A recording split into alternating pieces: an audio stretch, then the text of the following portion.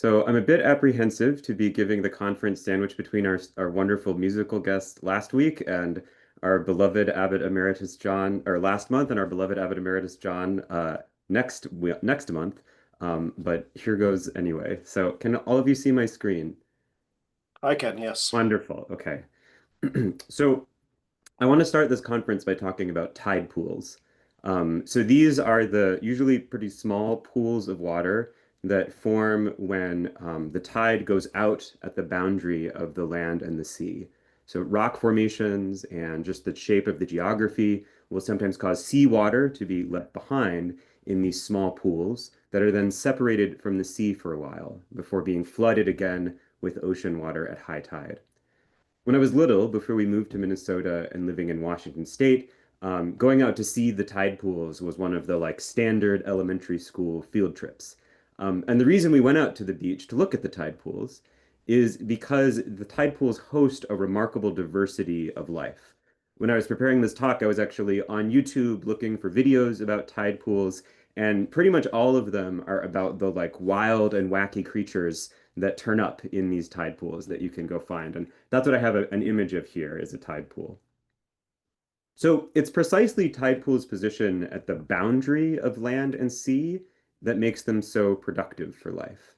The animals that live there tend to be remarkably adaptive since they need to deal with both high tide when the pools are connected to the sea and low tide when they're cut off. And this means that they need to be able to be at home in different water temperatures, salinity levels, different oxygen content, and so on.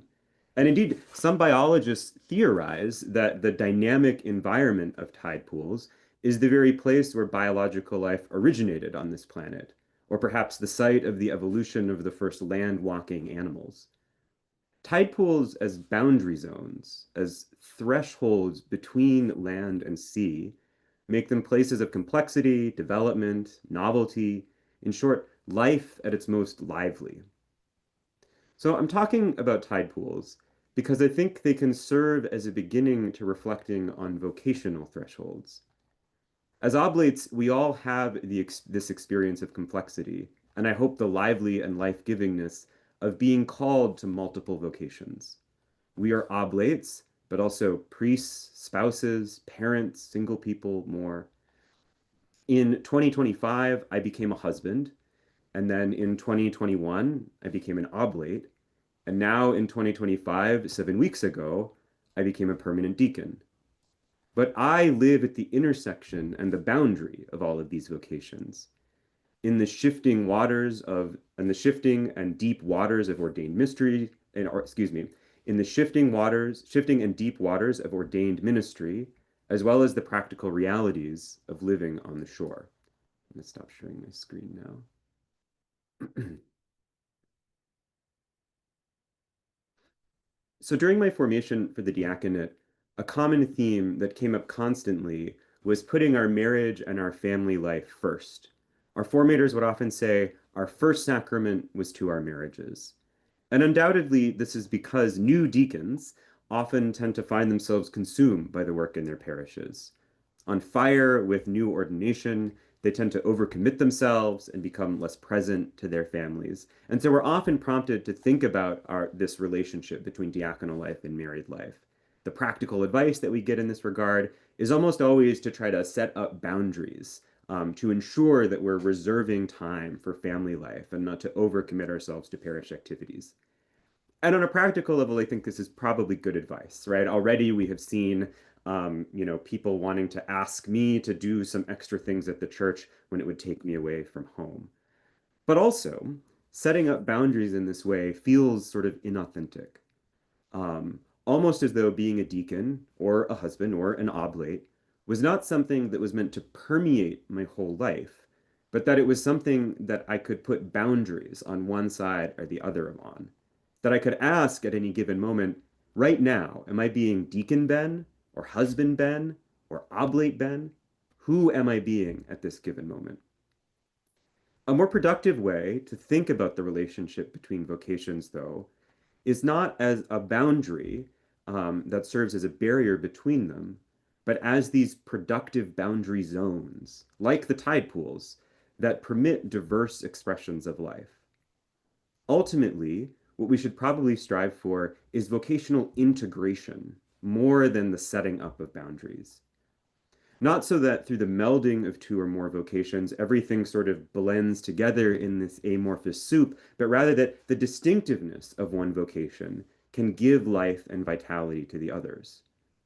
So, in the rest of this conference, I want to offer some reflections that I've had so far living on these thresholds of vocations, but even more so, to invite all of you to share your experiences of vocationally complex life. And in fact, when I was first conceptualizing this talk, I was thinking, well, as a Catholic deacon, maybe I have something unique and oh so special to say about the relationship between being married and an ordained minister. But of course, the ecumenism of our community means that I am not the only person who can offer such a reflection. We have ordained ministers from non-Catholic churches in our community, as well as people who live lives of ministry, even if you're not ordained. And so my hope is that at the end of my conference, we'll have plenty of time for reflection and some sharing of how your own vocations integrate and interact with one another. So in short, I want to know what kind of surprising life is crawling out of the tide pools of your lives. Okay. So as Benedict and Oblates, I suppose it makes sense to start by turning to the rule as a framework for what it might mean to think about how to live in two vocations simultaneously. And I think Benedict's best example of this is the priest of the monastery, given in chapter 62. Hi, Father Michael. So, two things stand out in this short chapter.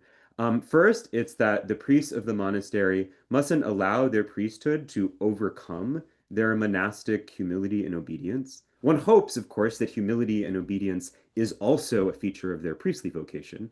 But of course, monastic humility and obedience have a certain character to them. Like the deacon whose first sacrament of service is marriage, the priest of the monastery's first vow is as a monk. And in this chapter, Benedict seems to be imagining that the priests and deacons of the monastery are chosen from the community, not already ordained men who join the community after their ordination. The only way in which he, the priest of the monastery, should be distinguished is by his service to the altar. And to me, this makes the integration of vocations for Benedict about drawing the distinctive good from the different vocations. The commitment to humility, obedience, and discipline from his monastic vocation, but his service to the altar from his priestly vocation. The priests of the monastery, contrary to becoming prideful or forgetful of their monastic vocation, must, quote, subject himself all the more to the discipline of the rule and make more and more progress towards God. So surely this monastic discipline must be good for his priestly vocation, and conversely, I have to imagine that service at the altar provides another way for seeking God in all things. So not only are the distinctive aspects of each vocation preserved, but they inform and strengthen the call of the other. In my life as a deacon and an oblate, this has meant a certain seriousness about my commitment to the Liturgy of the Hours. Even though as a deacon I'm obliged by my diaconal promises to pray morning and evening prayer, I think my approach to them, formed by my relationship with St. John's, is distinctive compared to my brothers in formation, now my brothers who are also newly ordained deacons. The joke goes, right, that a group of Benedictines are shipwrecked on an island, and before raising concerns about rescue or food or anything like that, the first question they have to answer is, okay, what time is evening prayer? Additionally, Lectio Divina has shaped how I approach my diaconal ministry as well.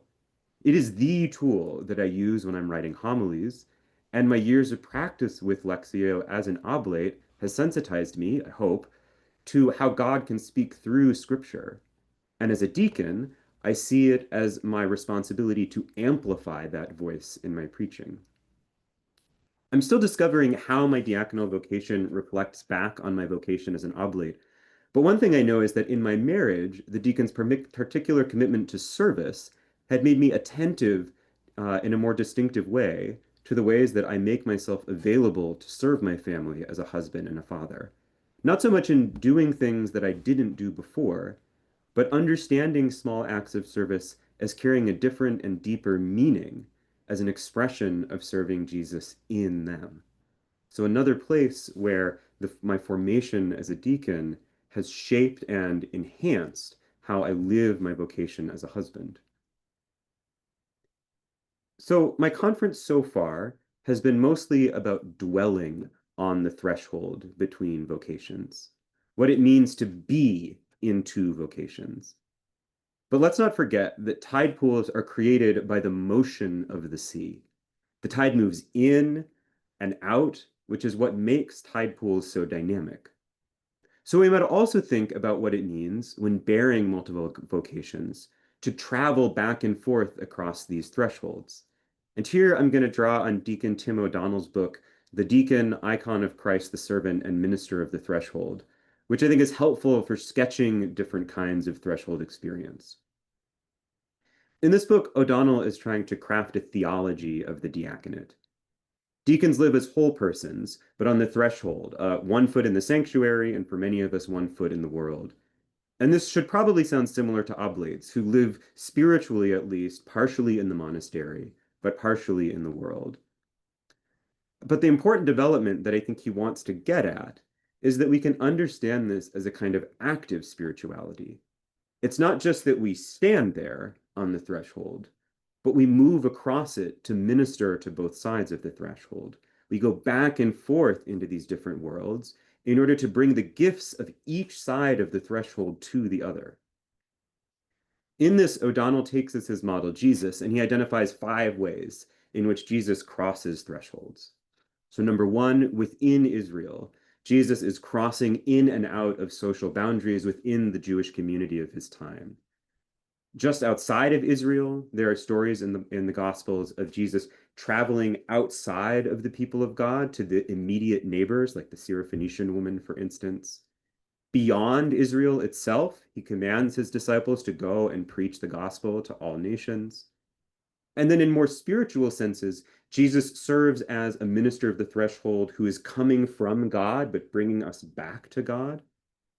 And in particular, in the Gospel of John, Jesus himself is the threshold, right? The gate through which the kingdom of God is breaking through into the world. And in his reflection on the diaconate, O'Donnell sees the deacon as fulfilling these kinds of crossing of thresholds liturgically. So I'll give just one example. In the offertory, he says the deacon goes and receives the gifts of bread and wine from the people. He brings them to the altar to offer them to the priest. And then after the consecration, he brings the body and blood of Christ back across the threshold of the sanctuary to the people, crossing the threshold those times. Well, when I think about ministering on the threshold in a Benedictine context, the first thing that my mind goes to is our dear old friend, the porter of the monastery, from chapter 66 of the rule. This person is definitely a monk, right? The porter is not a person in the world or even a person with 1 foot in both, but definitely a monk. But the porter's job is to go out and greet the visitors to the monastery. And they live at that threshold, right? The rule says that the porter will need a room near the entrance. But they're also charged not just with staying there, but reaching out across that threshold to anyone who knocks. And this sort of had resonances for me toward the end of formation when I was assigned to read a pastoral letter on evangelization written by our now Archbishop Emeritus, Cardinal Sean O'Malley. And it includes the following passage describing where we might find those who are, quote, starving for spiritual food. And I'll just read it, it's short. They may be traveling past our churches. Indeed, they may be sitting just outside the doors. All we need to do is reach out to them with a word or gesture to assure them that we want to ease their spiritual and physical needs. And when I read this, it immediately brought to mind the porter. In this excerpt from Cardinal Sean's letter and in chapter 66 of the rule, we get descriptions of how to minister across a threshold, which is relevant to deacons and oblates.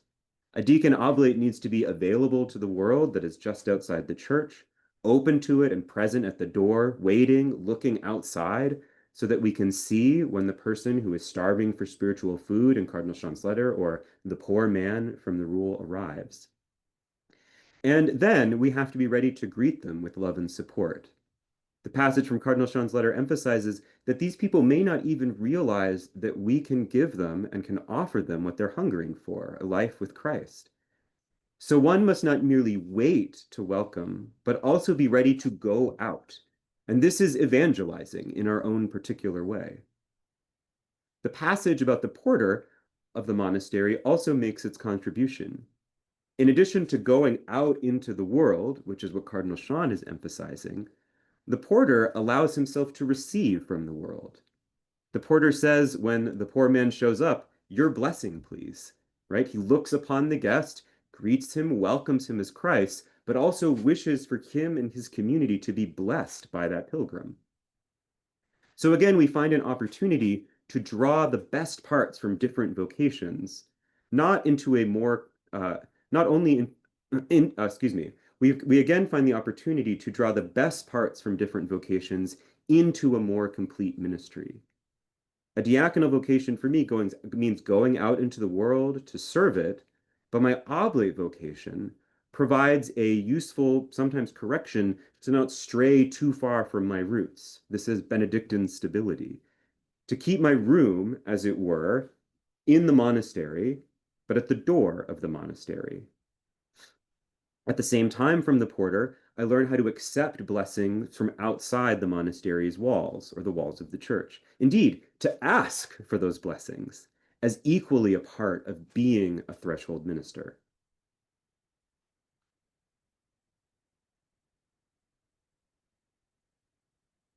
So I want to close with a string of questions that I hope will direct our discussion for how we can live our lives as oblates on the threshold of the world and on the of monastery, but also on the threshold of different vocations. So how are your vocations integrated, and how do you feel that they inform each other?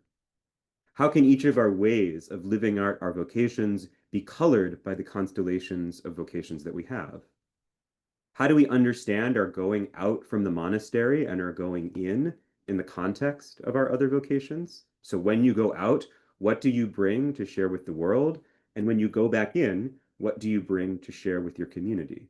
As I said, in short, what kind of life is crawling out of the tide pool of your vocational thresholds?